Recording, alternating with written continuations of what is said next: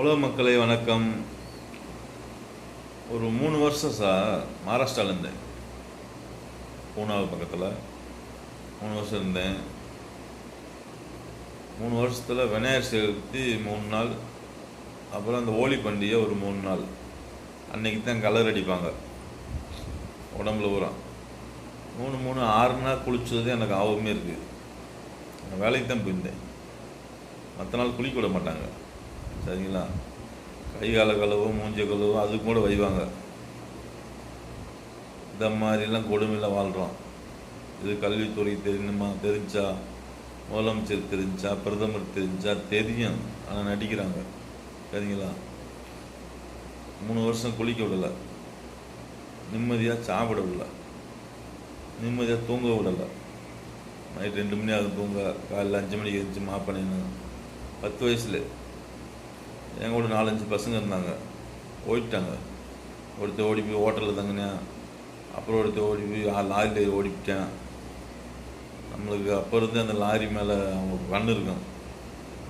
இந்தியாவில் அதிகமாக நான் பார்த்த லாரி வந்து TN 28.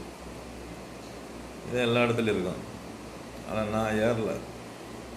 நீ என்ன தான் செஞ்சாலும் சரி, 3 வருஷம் இருந்துகிட்டே போகிறேன்டான்ட்டு இருந்தேன். வீட்டில் பேசித்தான் போனேன், சரிங்களா? கறி குழம்புலாம் எங்களுக்கு உருளைக்கிழங்கு தான் வரும். 3 வருஷமாக கறியை போட மாட்டாங்க. வேறு உருளைக்கிழங்கு கறி குழம்புலாம் கூட அதுதான் கிடைக்கும். அடுத்து இன்னும் 2-3 வேலைக்காரங்க இருந்தாங்க. நாங்களாம் சேர்ந்து முடிவு பண்ணி அங்கே ரத்தத்தை பூரா கீழே எடுத்துடுவாங்க. ஆட்டுக்குட்டி ரத்தமெல்லாம் பிடிச்சி சாப்பிட மாட்டாங்க. அந்த அக்காட்ட சொன்னோம், அக்கா நாங்கள் ரத்தத்தை பூரா கீழே எடுத்து வராங்க, பிடிச்சிக்கன்னு தரேன், எங்களுக்கு வதக்கி தரீங்களா? நான் சரிப்பா வதக்கி தரேன்ட்டாங்க. அவங்ககிட்ட போய் கேட்டதுக்கு கறி தரமாட்டேன்ட்டான். அப்புறம் எங்கள் ஓனரை கூப்பிட்டு போனோம், இந்த ரத்தத்தை பிடிச்சி கொடுக்க சொல்லி, நான் பிடிச்சிக்கிறேன்ட்டு. அப்போ அவர் சொல்ல வெட்டி கொடுத்துட்டேன். நாங்கள் 3 வருஷம் அந்த ரத்தத்தை சாப்பிட்டு வந்தோம். பிடிச்சி அது ஓசியா கீழே எடுத்து விடுவாங்க, ஆட்டுக்குட்டி ரத்தத்தை. இந்த மாதிரிலாம் நாங்கள் வாழ்ந்து எங்களோட வாழ்க்கை இருக்குது.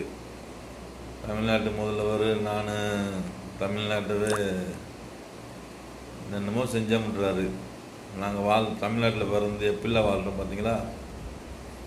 சொல்லுங்கள் சார். எங்கள் தாத்தா பெரிய கோடீஸ்வரர், 4 தோட்டத்துக்காரரு. என்னை படிக்க வைக்க முடியலையே, என்னை வாழ வைக்க முடியலையே, சொல்லுங்கள்.